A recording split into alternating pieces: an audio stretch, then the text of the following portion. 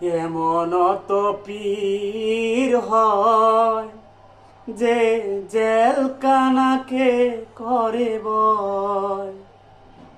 এমন তো পীর হয় যে জেলখানাকে করে বয়।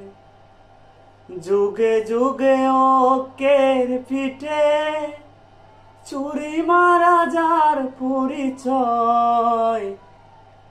এমন তো পীর হয় যে জেলখানাকে করে বয়।